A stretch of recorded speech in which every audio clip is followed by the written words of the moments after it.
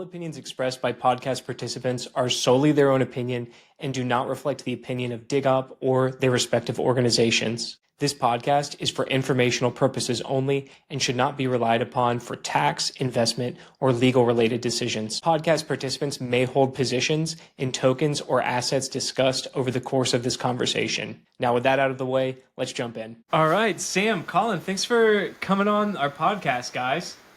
Thanks for having us. Thanks for having us, yeah. So, first, before you guys introduce yourselves, I'd like to let our guests know that this is an interrogation in a way. So we call this podcast "Convince Me." The reason Dalton and I called it "Convince Me" is that we've been talking about this space and the crypto space in general, and we've been full time since I guess end of 2021 at this point, beginning of 22. Sounds right. Yeah. And so this was sort of for us was like tail end of the DeFi craze, like when you were getting like these high yields and it's like as the industry has progressed, as it's like matured really rapidly, we're left looking around the space and we're like, okay, where are the actual like use cases? Where's like the actual cash flows? And so that was really what prompted us to have these conversations. It's really just us like trying to explore where is this asset class really going to shine, and so that's why we're having conversations with people like you guys, other traders and service providers. So with that sort of slightly threatening intro from our side of the way, Sam, Colin, can you guys give us your background? Go ahead there, Sam. Yeah, well, my background is kind of from a more degen front. So I bought the top of Bitcoin and ETH in 2018 and deleted the app like a couple of months later due to the crash. And pretty much in 2020, I started dipping my toes into DeFi once again. Used every chain under the sun, and at that time, I was pretty much like trying to chase the highest yield, trying to make my stablecoins work, etc., etc. Fast forward a few rugs and a few bad experiences, I started actually learning more about decentralization, why, having a protocol that's immutable or having like protocols that don't have a multisig and all that matters. So that's when I first started LPing on Uniswap and, doing things like that. And slowly, like, it took me like, I would say like 6-7 months to really understand like what the difference is between a protocol that slaps a token within it and something that actually has like more value than that. And that also led to my journey with Liquity. Like when back in 2021 in April, when Liquity launched, there was not really any protocol out there that had this thing or concept of like interest-free loans, right? Liquity pioneered that with this 0.5% one-time fee, borrow against ETH, everything's immutable, everything's decentralized, and that was like, for me, that was pretty novel and pretty interesting. And at the time, I was holding quite a bit of ETH as well, and I needed actual dollars for my day-to-day expenses. So, for me, what was the turning point was I started using Liquity, and then literally a month after starting using it, like ETH dropped from like 4,000 to 2,000 in May 19, I believe it was, 2021. It was like one of the sharpest drops, even with FTX and everything. It was, I think, still probably the sharpest drop that happened in a day. It was China banned Bitcoin or something that day. And for me, the turning point was like Liquity being this immutable protocol, like it handled all liquidations and everything like seamlessly without any problems. And I was like truly like blown away by that the DeFi protocol could do this without, any human intervention whatsoever. And that was kind of like a light switch moment for me as to, shit, this industry is really, really cool, and maybe I should try to make a living out of it as well. So yeah, that's kind of like how I journeyed into DeFi. From then on, just started becoming more of a ETH maxi, more of a, started being more of a immutable type of protocols Maxi as well, and that's where it begun. So what are your responsibilities at Liquity? Yeah, so I do BD and comms at Liquity. So talking and preaching the gospel that is Liquity V1 and Liquity V2, and also quite a lot of our explainers, blog posts, etc. on our website are done by me. Very cool. Sam's the one that keeps us relevant. Excellent. Excellent. So I'm Colin. I lead product for Liquity and specifically around V2. I joined just over a year ago, actually. A year ago, yesterday as we're recording this. My background, I started in TradFi. So I used to work in London, Paris, and New York for a French bank. We did all kinds of really weird stuff with structured products. So investment banking, weird stuff. Think like Sam. I got into crypto at the top. I bought Bitcoin in 2013 at about $400. Absolute shambles after that. So I got really into Orange Coin and thought it was really interesting. And kind of got really bored with the TradFi thing. Set up kind of one of the first teams that was looking very seriously at, do we trade Bitcoin? And I remember having these discussions with people going, yeah, it's a $20 billion asset class. It's small, but it's not nothing. And now you go, oh wow, it was $20 billion at the time. We should have bought more. So it was really interesting to get into that. And kind of working in TradFi, a lot of what interested us was, how do you build a market structure? So when somebody wants to buy a Bitcoin, how do they buy a Bitcoin? Obviously, this was coming off the back of things like MT-GOX and that falling apart. And we said, well, there's an opportunity here. We know how to do this. And for those that aren't in the TradFi business, some things that European banks, and particularly French banks, are quite good at is really weird exotic commodities, really weird exotic derivatives. So things like that didn't really scare them. Obviously, they haven't done anything, and that's ultimately what kind of pushed me out the door. So in 2016, I started my entrepreneurial journey, focused full-time on crypto, or blockchain as we were calling it back in the day, and set up a small company, was looking with London Stock Exchange Group about building what we now call DeFi, so basically derivatives, post-trade operations using a communal ledger of sorts, and trying to build something that looked like a stablecoin, built with securities behind it, that looks a whole lot like what Athena looks like now. So that was quite interesting in my journey. Obviously, these big groups have not moved forward rapidly, as we kind of suspected, and ultimately why we closed up that shop. But it was 2017, and people started talking a lot about, we can build new assets that aren't connected to the real world, and I got really interested in that because, frankly, I got really bored with the things called RWAs, what we call now RWAs, because there were a lot of problems and a lot of things, and something I was talking about earlier this week with people, RWAs I think will be a big problem for us. There is a lot of interest, and there probably will be a lot of money poured into them, and I remain very skeptical after spending a few years working on them. But this kind of new asset class of, we can create things that are natively funding a project that will live only inside of a smart contract was really interesting. Out of that, we got the ICO boom, and most of it, 99.9% of it, you guys, probably said, convinced me at the time, and it was garbage. Most of it was garbage. But I worked with a lot of different people that were trying to figure out, there is something here, and some good things will come out of it. And there are a number of, Aave sold the token back in the day, Binance sold the token back in the day.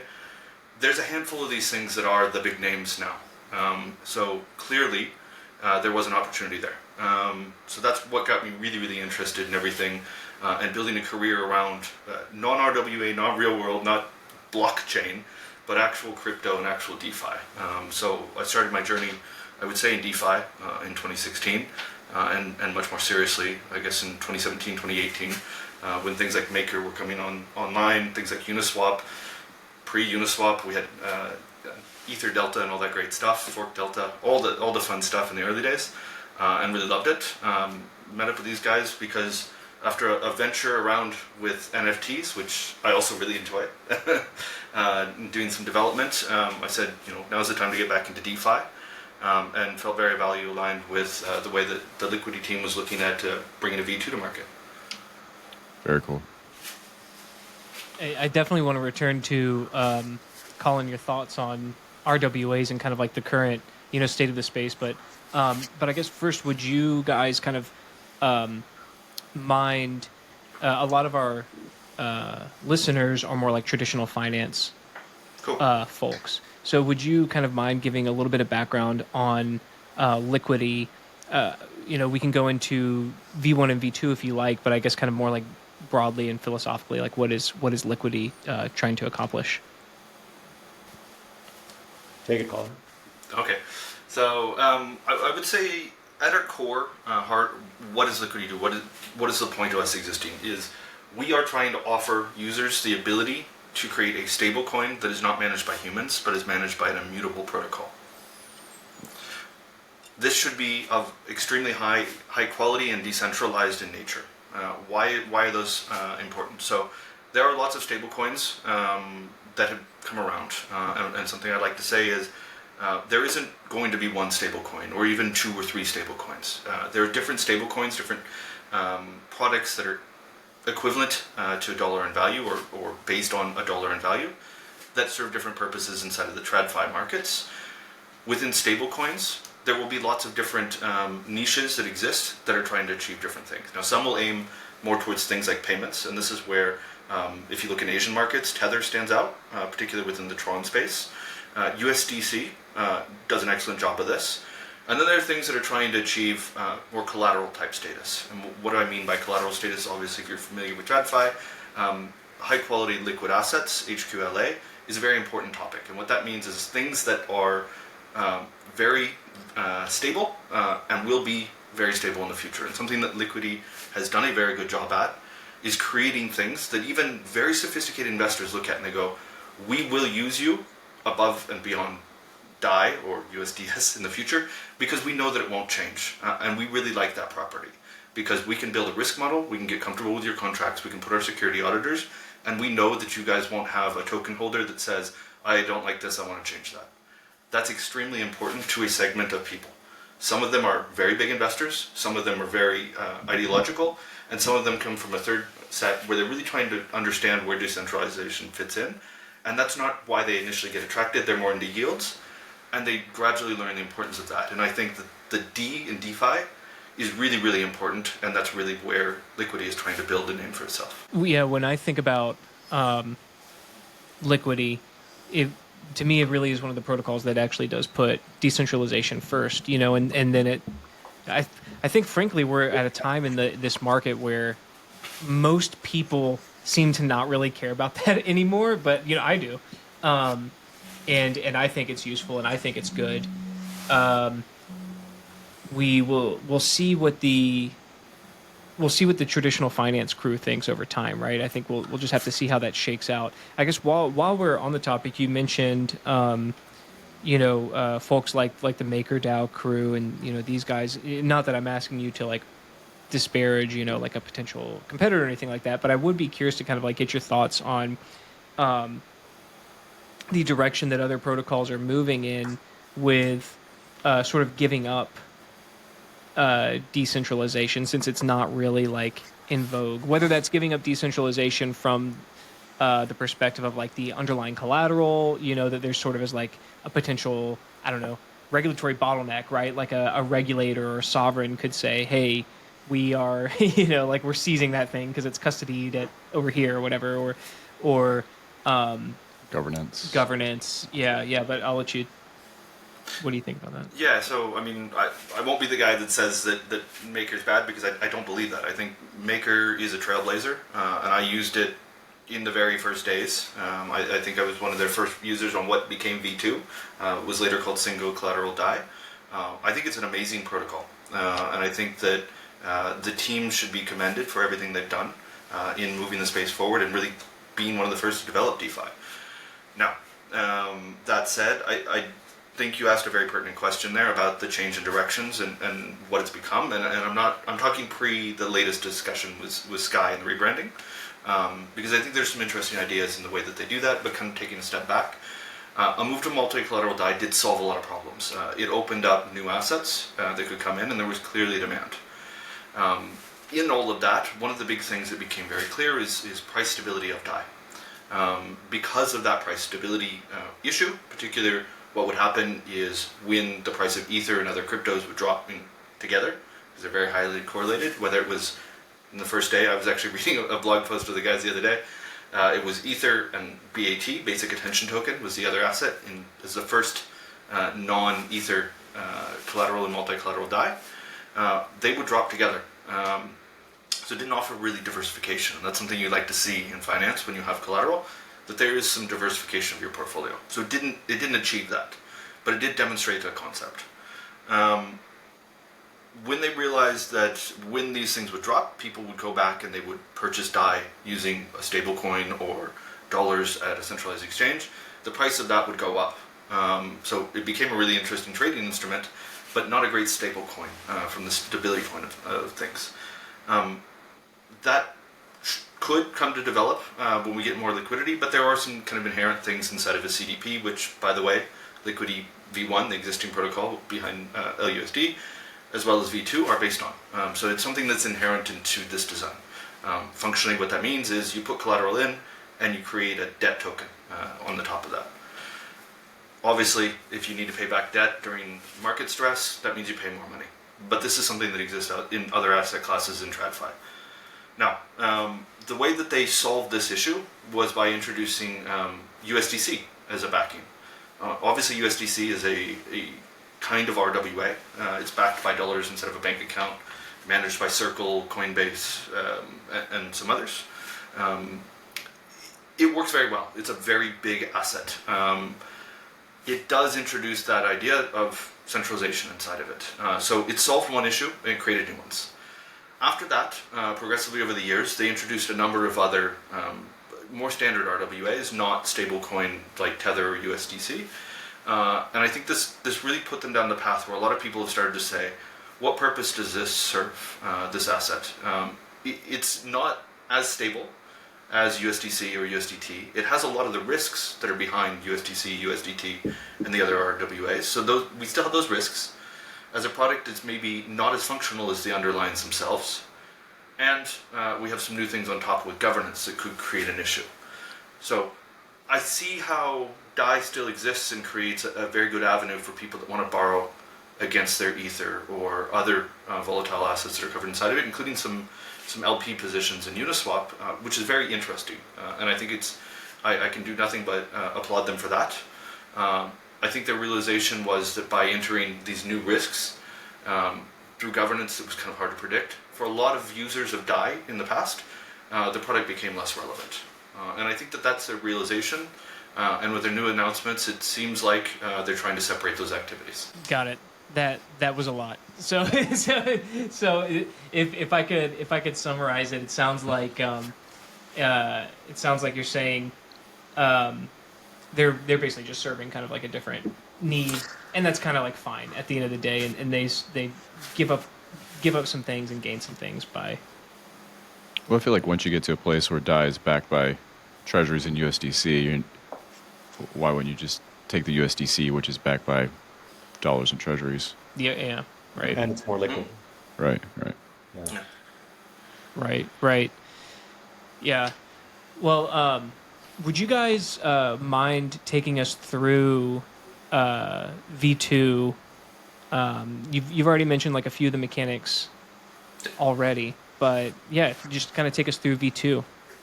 Perfect. You're in the spot that we love. So. Sure, I can have a crack at that. So yeah, I think the main thing that V2 does is that, first of all, it allows users who have ETH or LSTs to borrow against their ETH and LST and mint a stable coin against it. That's the first thing that we serve. And the key difference compared to other borrowing platforms on DeFi is that on V2, not everyone needs to pay the same rate when they borrow against their Ether. That's the key difference that you see compared to MakerDAO and Aave and other money markets. On money markets like Aave, rates are based on the utilization factors between supply and demand. On Maker, for example, rates are based on governance, and rates change every couple of months. Here on V2, users get to control the rates that they set. If they have depending on their risk tolerance and their time horizons, they can pretty much adjust and have full control over their rates. So no like one size fits all fees. That's the first thing. I think that's the key differentiator that on the borrower side we allow users to do. On the stablecoin side, what happens is that you essentially get hold of an asset, and the stablecoin is called Bold, by the way, that is only Ethereum and certain LST backed. So it has no real world ties, no off chain liabilities whatsoever, and it's completely crypto native. And that, when we talk about like the community that we serve and the fans that like Liquity, they take into account a couple of things when they choose their stablecoin or borrow at a certain protocol. Like they take into account the collateral risk that there is, the counterparty risk there is, the liquidity risk there is, and the peg stability risk there is. And here on Liquity, on the counterparty side, you're only reliant on essentially the Ethereum blockchain because all the collaterals are held within a smart contract. So there is no, unlike some other protocols where you have off-chain liabilities with real world and whatnot, with Liquity V2, it's all on-chain. On the collateral side, collateral is limited to ETH and LSTs. Unupgradable from day one, it's set in stone. And when we chose these collateral types as well, we did quite a lot of thorough investigation into seeing, building an immutable protocol, we need to have things that are going to be here in 5-10 years. What are those collateral types that are going to be there? So there's a lot of like due diligence that went under that as well. So what are those? Sorry to cut you off, but what are those LSTs that you guys ended up going with? Yeah, good question. So the ones that we're going with are Rocket Pool ETH and Lido ETH, and yeah, and normal ETH. So three collateral types. Yeah. And as mentioned, these are kind of set in stone. So I mentioned on the counterparty and the collateral side, and then on the stablecoin side, on the liquidity side, what we're doing is that essentially, whenever borrowers borrow against their ETH, they have to pay an interest rate, and everyone pays various interest rates. We're passing on 100% of revenue that the protocol generates towards the stablecoin holders. So there's a direct correlation between borrowers and stablecoin holders, and there's actually a sustainable yield source. And how we're differentiating that is that we're essentially enshrining revenues into two buckets within the protocol. One is to backstop against liquidations and to give rewards to people who are backstopping against that. We're giving a majority of those fees towards that. And then we're also enshrining a portion towards growing liquidity for that stablecoin on external venues like Uniswap and other venues to ensure that there is always liquidity for people to swap in and out of the stablecoin. So in the end, we're essentially trying to create like a balanced market between borrowers and stablecoin holders without any human intervention. And that's not really been done in DeFi before. What was the conversation like internally when you decided to call this a V2? I mean, it seems like with V1 you have no interest, flat rate up front, or fixed percentage up front loans, and V2 sounds like, from a tech perspective, it doesn't sound like a V2. It sounds like a complete rewrite and a completely separate product. So I was just curious. Like, you're both laughing, but from my side, we have two things that are running similar. At the end of the day, they both mint a stable coin, but they are. Other than that, they don't, and maybe the team itself, it doesn't seem like there's a lot of overlap. So I would love to know, why the decision to brand it as a V2, and then also, does V1 continue, or is there like a wind down plan, and then, or is V2 truly a V2, and it's taking over and V1's phased out? Let me answer the last part, and then Okay. I'll come back to like Perfect. here because this is a story. Okay. So the answer is LUSD is an immutable protocol that does not need our intervention. So even if we didn't want it to exist, there's nothing we could do about it. Right. That's created, there's very good things about that. It reconciles with our belief. It also makes LUSD kind of a competitor for this new product. Right. Exactly. which means we have to be better than our previous thing, which I think is a good thing. Protocols like Uniswap have proven that they're able to do it. Obviously, V3 has become wildly successful. V2 remains wildly successful. Right. We'd love to be able to kind of match that, a fraction of that success. So we look to them for a lot of inspiration on how they've done that. So LUSD V1 will continue to run, we think, extremely well, and they've proven themselves capable of doing that. There are some economic considerations in V1 which ultimately pushed us towards walking down the step of V2. Let's come around to this story there, because we were both laughing because there was a lot of debate internally, and I think kind of to set context, the journey to V2 is I've been around for a year. I think at least 2 years old. So the founder Robert, as well as the rest of the team, had a lot of ideas about what would be the next thing. So we launched V1. We launched a product called Chicken Bonds, which is I don't know if your users are familiar, but it's built on top of V1. So that was kind of our second product, and as soon as we were done with that, it became hey, we need to look at what are other ways we could build stablecoins in new novel ways that challenge kind of the status quo. And the other day I was looking through it and I saw most of them predate me, at least 30 different iterations of, we could build a stablecoin this way. But it was really, how do we build this decentralized stablecoin that matches to users' needs and do that? And after much debate, much failed models, promising models that ultimately we couldn't kind of figure out, including one that we were quite far along when I first joined, that we kind of determined that the market wasn't ready, wasn't liquid, wasn't deep enough to make it function the way that we wanted it to function. We kind of came back and said, what works really well? The CDP. And so we started back and said, well, if we could do V1 all over again, if we could relaunch LUSD, what would we do differently? And I remember we were sitting there at a team retreat. It was before DevConnect in Istanbul, wasn't it? And we said, these are all the things that people hate about us. These are all the things that people like about us. How do we put more of these into the column where people like that? And that's kind of where V2 was born. And there was a lot of debate about what we called it. Too much debate about what we called it. Obviously, we settled at the end with V2. It wasn't very clear what we were going to call the stablecoin. We had been calling it Bold, but we didn't know if that was a temporary name. Some people absolutely hated it when we first announced it. We kind of just ran with it. We thought it was funny. So it became a meme of itself. Got it. So stablecoin is bold. The naming of the protocol, I would say, is not especially bold, but it's an interesting story. So so V1 continues. You've got no choice in that. It's the way it's written. It will continue. That's what it is. We were talking about. There's a lot of stablecoins out there now. There's 2 Liquity stablecoins between Bold and LUSD. I'd like to know a little bit more about the peg mechanism on Bold and how, or we'll start with that, and then I think I have a follow-up question if I understand it correctly. Yeah, so let's talk about things that are the same between V1 and V2.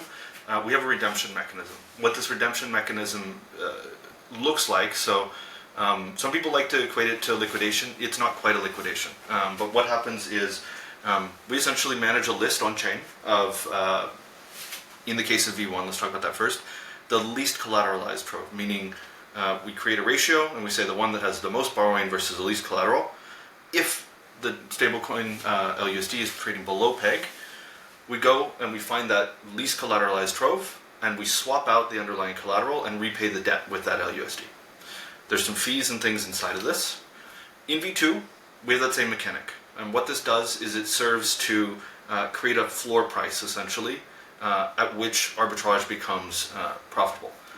A very key difference is in V2, that list is ordered and managed not by the collateralization ratio, but by the interest that the user is paying. Okay. And that is super, super key and important, and it will help manage the peg more efficiently over time, and hopefully reduce the number of redemptions that have happened, which is something we've seen occur more and more over the years, especially as interest rates have come down. Because by increasing interest rates and becoming dynamically attracted to interest rates, like Sam described, over time, the stablecoin can become more attractive to hold in a high rate environment. And conversely, if people are overpaying and there's very little risk of redemption, they're free to lower their interest rates. And that means they're paying less towards the stability pool and towards the liquidity incentives. That should bring us back down until we get into some kind of equilibrium with the market rate environment, which may or may not be the same as TradFi, may or may not be similar or linked to something like Maker or Aave, to borrow dollars against Ether back.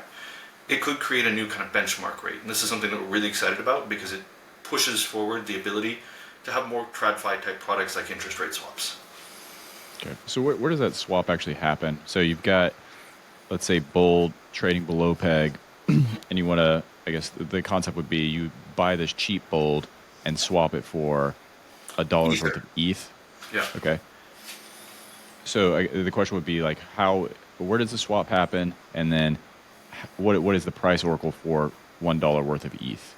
Yeah. So the swap happens actually inside the protocol. So somebody that has this Bold that would like to enter into this, there's an open thing in there. You go in and you say, okay, I need to find the right trove from a list in this ordered list. Enter all the information, and the swap happens. You put in Bold, you get out Ether and LSTs. Now that's how it's managed. It's inside the protocol. You can think of it like a DEX built inside of the protocol. The question of where did that price come from? So the short answer is from oracles.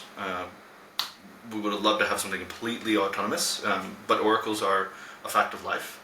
So we're working with Chainlink. We work with them in V1 and are impressed by their solution. So we continue to work with them in V2. Okay, and then Chainlink just has like a generic ETH price that you're not able to specify which pools or anything. It's just whatever the Chainlink ETH price is. Whatever the Chainlink ETH price is. Which creates an opportunity, and we've seen this in the past, that if there is some market event where there's an outlier of a Bold versus Ether price, people are able to redeem at a time where you would, in theory, not have that. This should hopefully reduce it because we return a basket of collateral. So from those 3 different collateral types, the 2 LSTs and ETH, we return a little bit of each one of those in a ratio that's determined by the kind of risk ratio. I see. And so with the Oracle, are we looking at an Ether to USD price, or are we looking at like an Ether to USDC, USDT? So Chainlink gives us a to USD. Okay, perfect. Great. So they take it from a variety of sources, including DEXs, including centralized exchanges, but it's back to dollars. Got it. Cool. And then similar for the LSTs as well. So back to dollars, or one more step via Ether, which is if users are interested, that's in our code base, but it gets technical from there. Yeah, I do like the way you guys handle interest rates, because the like the utilization curve is, I mean, that's like a useful way to kind of like bootstrap an interest rate, right? Just based on collateral, but it's not necessarily like market determined in a way, if you know what I mean, right? That has to be like set externally, like what that actual utilization curve is going to be. And so it's like with it's like potentially a more natural mechanism to determine like the actual market interest rate of Bold itself. Yep. Are you guys, I'm curious, what does the conversation look like with you guys? I imagine you would want to have conversations with some of the other lending protocols, like an Aave or something, like to have like Bold listed.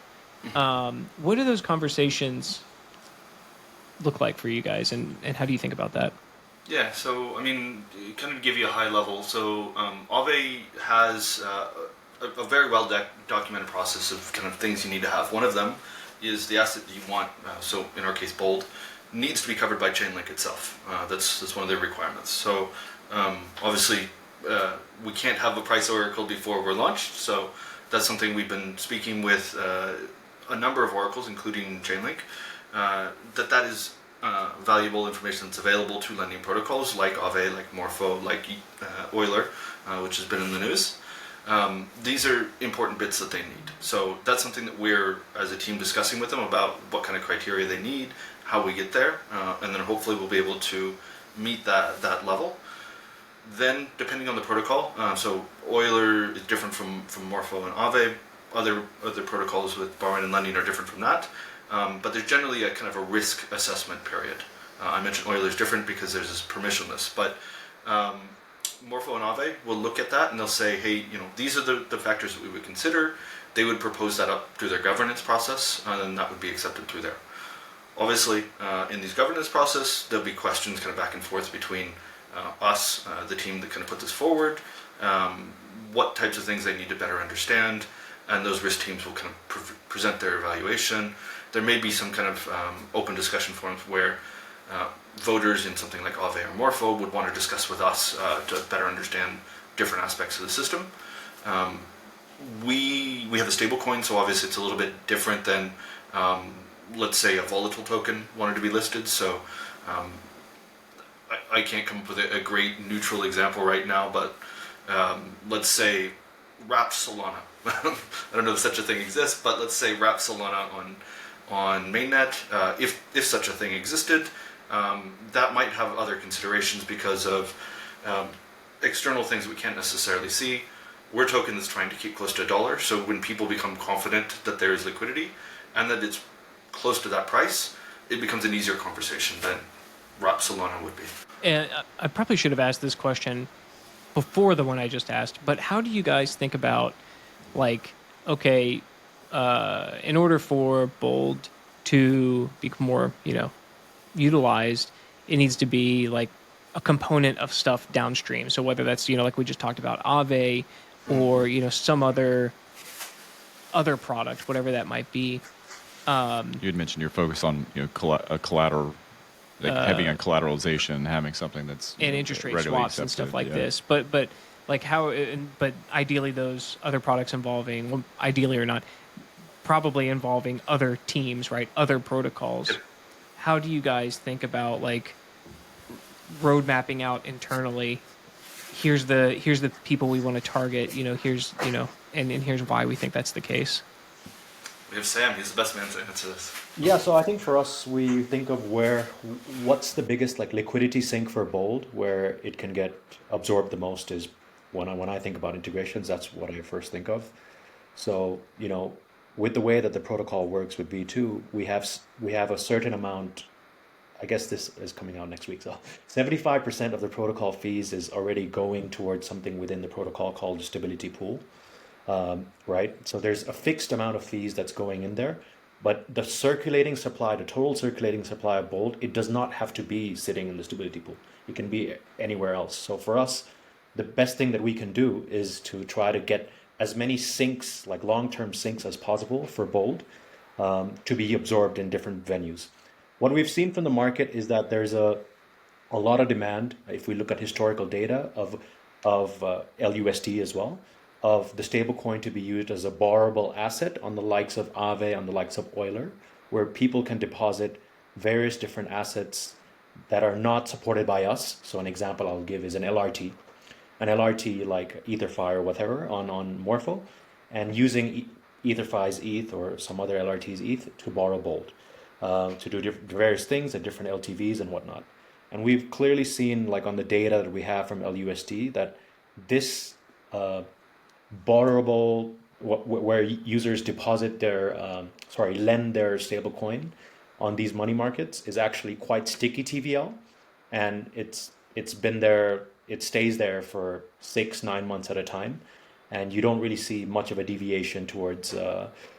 People, even when the yield drops, people still tend to just leave their stablecoin on these money markets. So that for us is like a key use case that we feel would be, ideally one of the first integrations that we have once we launch the product.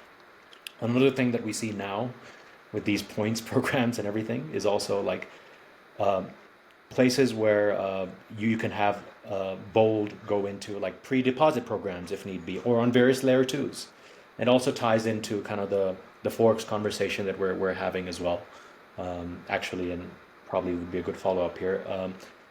With V2, we learned a lesson from V1 where V1 was forked like 30-40 times, and a lot of it was without our consent. They added some different governance factors into it, added some new collateral types, didn't do any audits, and some of them got hacked and whatnot.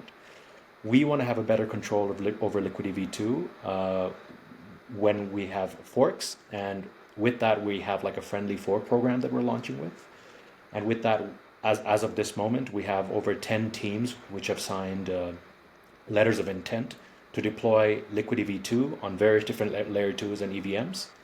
And one of the stipulations that we have with these forks is that you need, well, we tell them that essentially you need to help incentivize mainnet usage of Liquity and specifically Bold.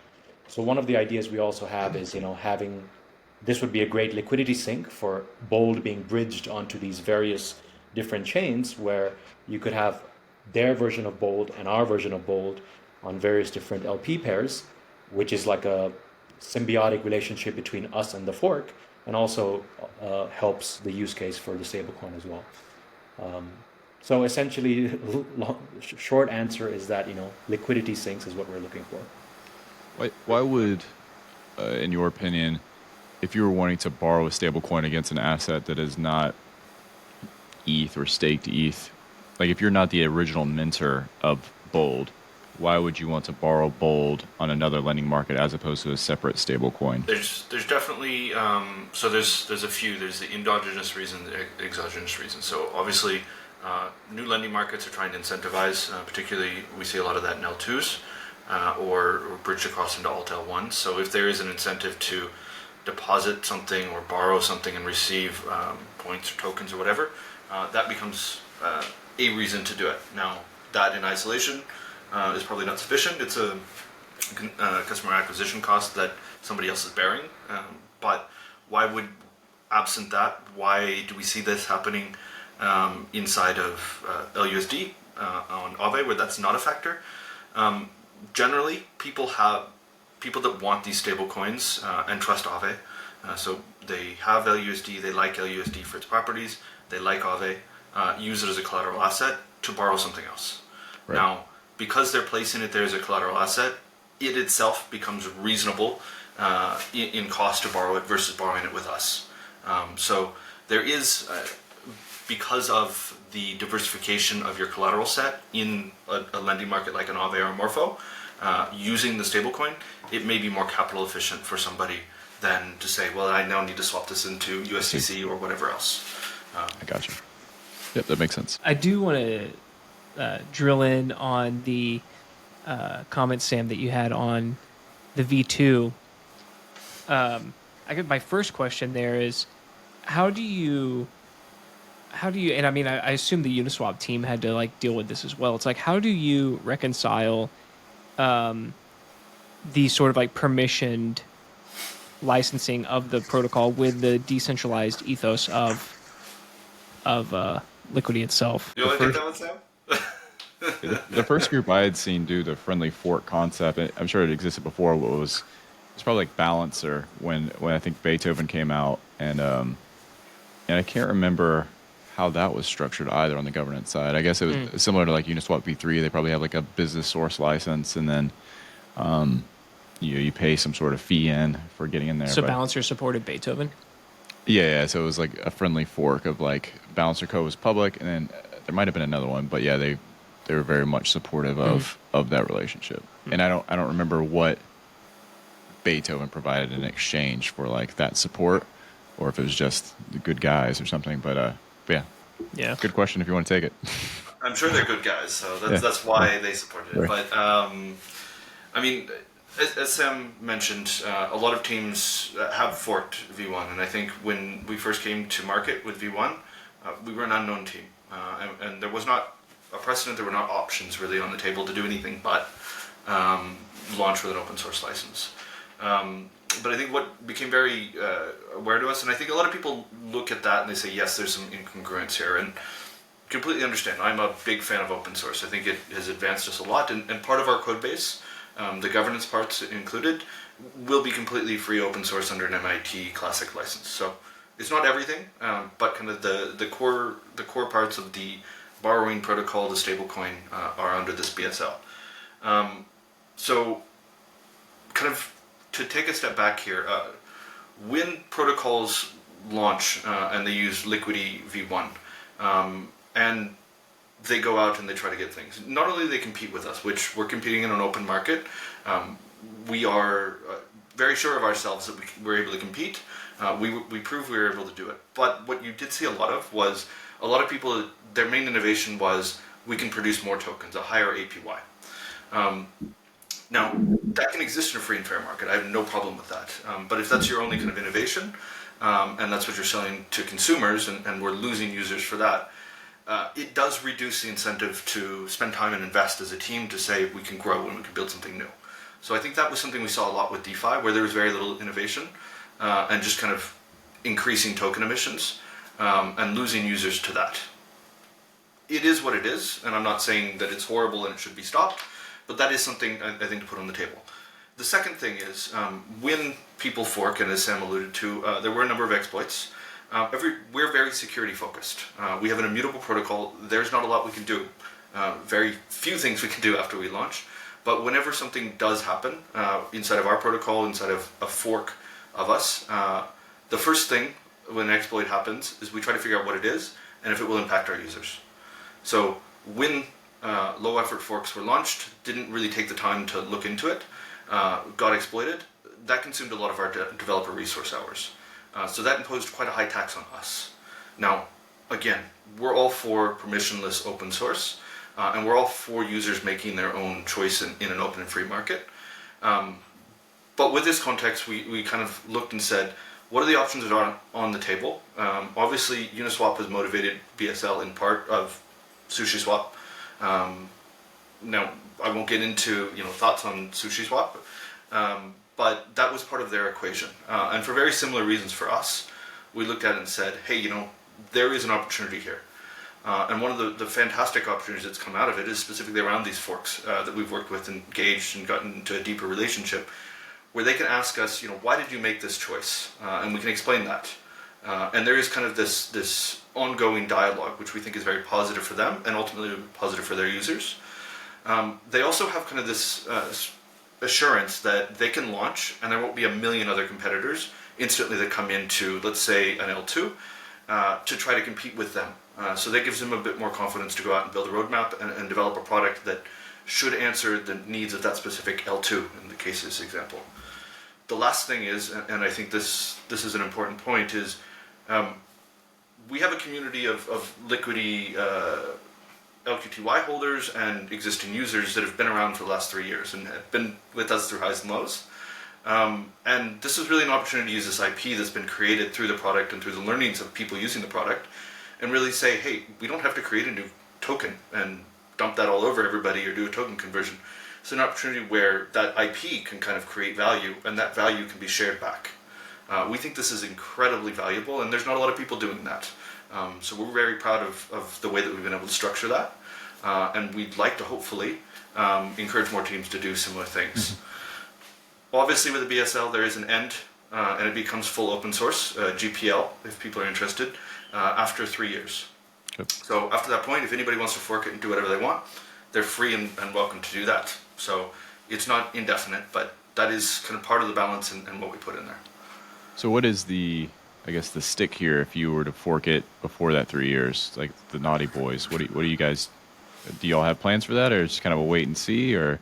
Well, we're a DeFi protocol that's like the other DeFi protocols, take on legal advice. There are options where you could do that. I think generally, and without hiding anything, I think there have been people that have said, I'm completely anon, I will do this and I'll launch it. And they may well do that, and we may be limited in what we're able to do, other than communicate our dissatisfaction with the situation. But it's also unlikely that those teams would be able to attract much user attention, much mind share, much TVL. Right. I think that makes the more sense. likely concern would be a well-funded team is able to go out, put together legal documents, raise money from reputable investors to try to fund that. They see part of the DD is, what have you built this on? Do you own the IP or is it open source? And generally it would fail at that stage. So that's likely where our bigger worry and concern would be. And that's where we can kind of control this. Yep, I think that makes a lot of sense. So I think we can return to, Colin, your early comments on RWAs. Yes. Why do you hate them so much? Okay, so... What's the US dollar ever done to you, Colin? What has the US dollar ever done to me? Look, Crypto is really interesting because we're kind of in this weird silo. So the value that happens inside of it happens very well where things can talk to each other and work together in the same set of rules. And if you value decentralization, those set of rules, I don't want to say code is law, but those set of rules kind of are the predominant way that we interact. And that tends to work very, very well. Now, as soon as you start bringing in an exterior rule set that isn't visible to what's happening inside of crypto land, inside of the network, things start to break down very quickly. So people often make the joke of what happens if I tokenize my house and then a hacker steals my token. Does that mean that I need to give the hacker the keys to my house? What happens there? Well, I think most courts would say your token got hacked, it got hacked, you still own this house. Right. And that really just kind of removes the idea in this particular case about what is an RWA. Now, in order to kind of get around that conundrum, most of the time what you see with RWAs is transfer restrictions on the token. So you need to be whitelisted, you need to go in this kind of gated community. And while there is merit to that, I think, and this is interesting that we bring this up because I was focusing on something earlier this week with a specific stablecoin in a small network that faced this issue. When you run up to a liquidatable position and you actually cannot liquidate as a user without being on a whitelist, then that underlying collateral should be correctly valued at zero, meaning it's an unbacked stablecoin. Right. Obviously, if you have a very good built-up system around it, something, coming back to Maker, they do have a good system, and I do believe that there is confidence that they could liquidate their RWAs. They've shown it over the past, but when it's not a well-managed system, it can't be trusted in the future, and I would say comes out of kind of that decentralization bucket. Yeah, no, when one of the first, I guess, interesting RWAs I saw was like tokenized wine bottles. So you've got this warehouse that's storing these wine bottles, and you got a token that you can take it there and you can claim it. But, when similar to like what you're talking about with the house, is like there's got to be some real world custody that happens there that determines that transfer, that makes that token transfer equate to some sort of name transfer. And unlike the hacker stealing your tokens and now like the courthouse deeds got to be transferred to the hacker's name. If you've got these real world assets, like the wine bottle example, like what if, the warehouse catches on fire and your, 1 out of 10 wine bottles is no longer there. Like what is your token worth now? Like it doesn't, that skip from virtual to like, meat space is, that link is tough to solidify. Especially with anything of value when you're talking about like real estate, it's tough for me to see a future where tokenized properties, and I guess when you get to things like real estate investment trusts and REITs and things that are already trading on like public markets, tokenizing those, or stocks, which are, they're already essentially digital assets at that point anyway. Maybe not on a blockchain, but they're represented digitally for the most part. Yeah, I personally have a hard time specifically with land ownership and real estate when it comes to real world assets, which I think is something that was pushed very heavily last year and maybe has died down a little bit. And now your real world assets are tokenized treasuries or dollars, and there's been some talk about stock, but other than that, I remember years ago, I was at some meetup in London, and somebody was talking about kind of the counterexample, which was tokenizing Amazon coupons, specifically Amazon coupons, and they were pointing out, come back to the hacker example. You always hear about these grandmothers getting called, and somebody says, "Oh yeah, I'm from the IRS or the tax authority in whatever country they're performing this in." And saying, "Okay, well, you owe us $5,000 or whatever." Yeah, it's an iTunes gift little card. Old lady goes and has to buy Amazon cards and give them Amazon coupon cards. And Amazon generally would not have the information to not honor them, so they tend to be quite fungible. So their argument was, well, the one thing that we may be able to rely on that is going to be quite fungible in an RWA system could be the codes for an Amazon coupon. Mm-hmm. It's an interesting idea, but you really need something that is a bearer instrument itself or very close to it in order to work. Well, even with that, you would need to know that code had not been redeemed in order to trade the underlying, so you'd have to have some sort of, it's an Yeah, interesting I thing. cannot remember the details. They had some Right, right. solution for exactly that, but I'm sure. the underlying argument value was when you have this, it's redeemable at face value. Right. So it should be considered as good as that. Well, guys, I know we've already come up on an hour here. I do have one final question if you guys still have a second. Okay. Layer twos. Yes. You guys have made the decision to stay on ETH mainnet and in a way kind of offload the layer two work to via these permission forks. What is your take on Ethereum layer twos at this point in time? That's a good question. This is more philosophical rather than the liquidity question, isn't it?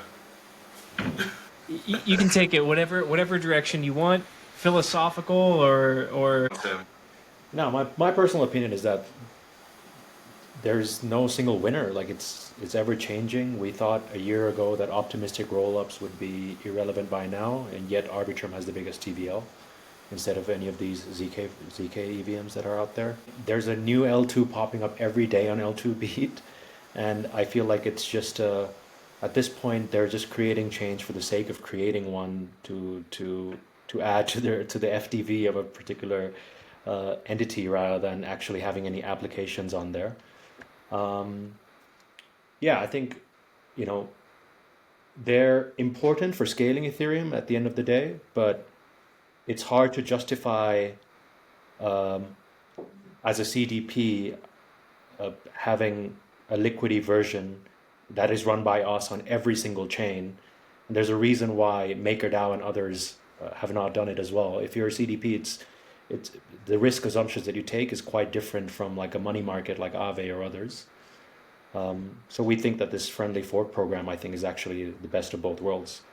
if that's the case that like the protocol like a CDP in many ways like the lowest risk version of the CDPs kind of has to be on mainnet or maybe it's on a layer 2 where it's only using collateral that's natively issued on that layer 2 or something like this, um, if that's the case, does that kind of speak poorly potentially to the idea of layer 2s in general? Like it's like, yes, they're good for scalability in the sense of just like more transactions and cheaper transactions, but then from like a financial product perspective, they create sort of like fractured liquidity. They create collateral that doesn't work as well, together. Yeah, so maybe I'll jump in here. So, I mean, my way of looking, I don't think that we have a black and white decentralization hardness versus everything else. I think it's kind of a continuous spectrum. And I remember I got really excited way back when BSC, Binance Smart Chain, became a thing. Because I don't know if you remember, but they had, and they I think still have, Binance Chain, not to be confused with Binance Smart Chain. And this is built on a very different technology set. Binance Smart Chain was a straight fork of the Geth client, with BNB as the gas token. So it was one of the kind of, outside of Tron, I would say one of the first EVM forks, ignoring Ethereum Classic because it's kind of a different story, and probably is justifiably one of the first. I think there were other things that existed pre-mainnet, but BSC really popularized the idea of, let's use EVM and let's change things. And I think a lot of the way I look at L2s are in a similar light. And a big difference from a user point of view is that the gas is much, and this is why I bring up BSC, the gas wasn't natively issued by Binance Smart Chain, it was from Binance Chain, a different chain. And that's kind of how I look at L2s. L2s, from a user point of view, uses generally Ether as gas. Some others have adopted some slightly different models. But I think that's really interesting that somebody can build a product that works inside of mainnet and then have enough compatibility with minor changes to be able to offer that and a lot of the advantages it has in a different environment where users have different concerns. Now, if I'm a user that's trying to open a $5 million borrowing position, I'm very likely less concerned with gas prices and will probably use mainnet. That means I'll get my stable coins there, I'll use Liquity and get Bolt. Now, if I'm a user that says, hey, I like the properties, I'm willing to work with the trade-offs inside of something like an Arbitrum or an OP or some other L1 that has EVM compatibility, they're comfortable already using that. And they may have enough value that they can get a stable coin. And that doesn't fundamentally make it a bad protocol. It's a different trade-off. And I think that there is definitely a lot of demand for this.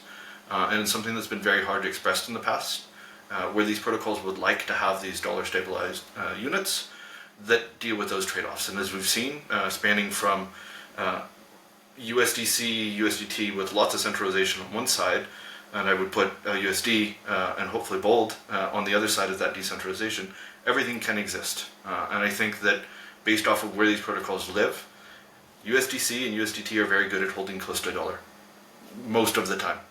LUSD, slightly less good, but I would say that people generally are willing to deal with that trade-off.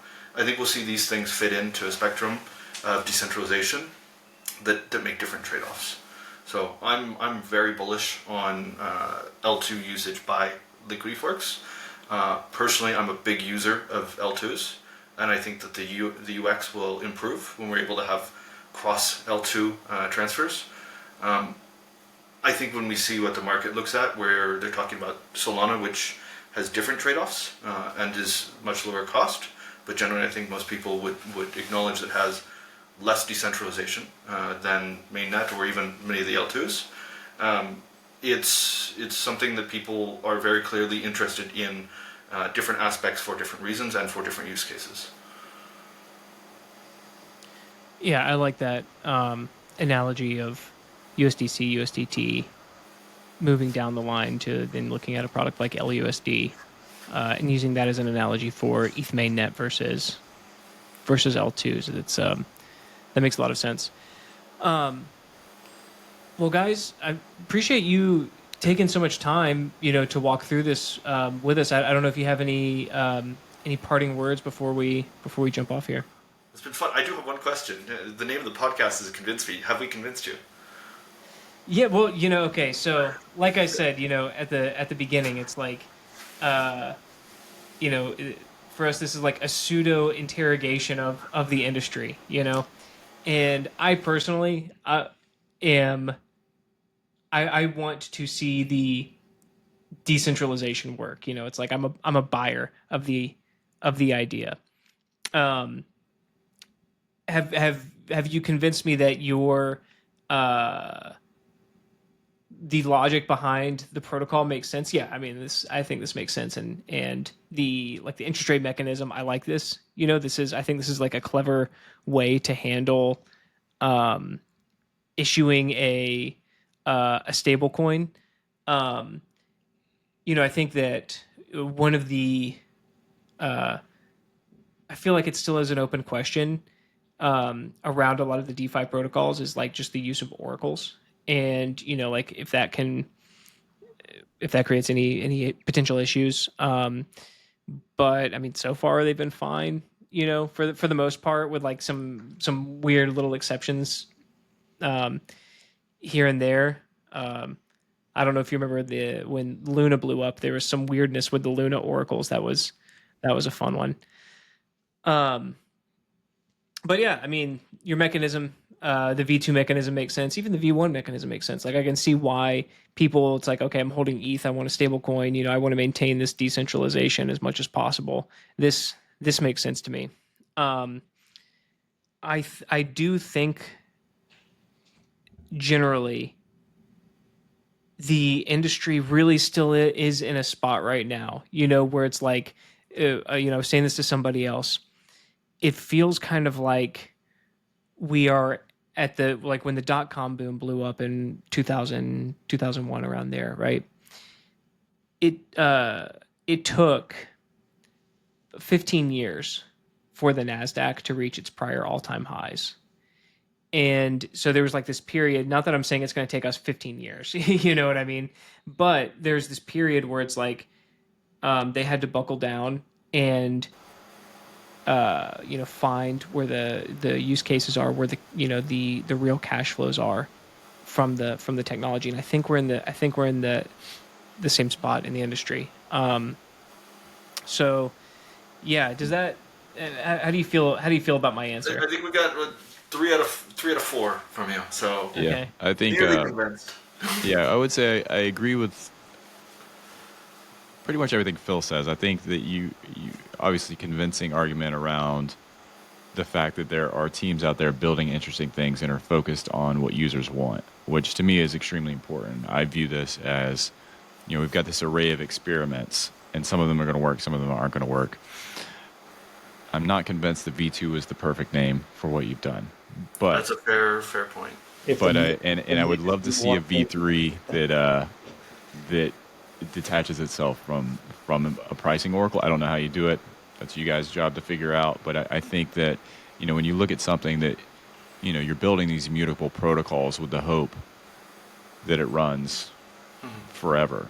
Or that's the way they're designed. And I think attaching yourself in that mindset to mainnet makes a lot of sense. But I think the chain link thing, for whatever reason, I think I understand why. I understand that it is the appropriate solution right now, and I have no better solution for you. But I think that if you are able to eject from that and have this truly encapsulated system that does not rely on something, I think that that's a really great target to shoot for.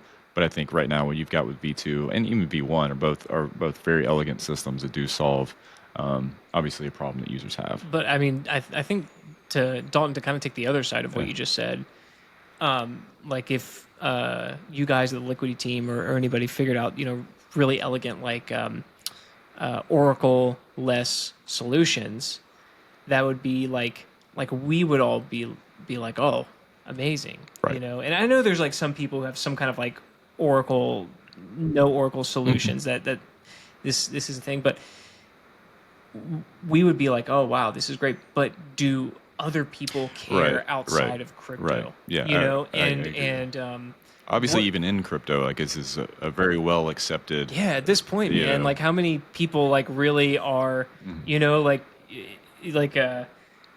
is it like just is it just a bunch of nerds that care about that stuff Right. now? You know what I mean? Like us, right?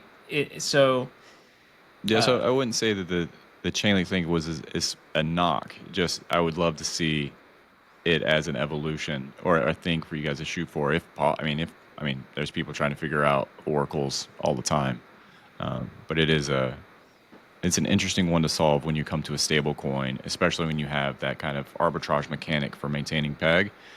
That you've got to have a source of truth for price. And I don't know. I mean, there's not a way around having that source of truth. yeah, unless it's like a Uniswap pool that you point to, and Yeah, which can be gamed probably. yeah, and then you do Easier a than- TWAP on top of that Right. Uniswap pool. I mean, that's like that's like the other solution, right? I guess. But Yeah, I will say I'm convinced you guys are doing some awesome stuff. Yeah. And that that's all you're. mission accomplished. That's right. That's right. Somebody put the bush on the aircraft carrier there. That's right. Sam and That's I right. face right there. That's Mission right. accomplished. We got it. Nice. You're impressed. You did.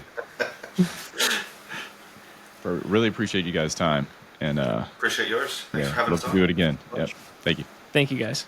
Take care.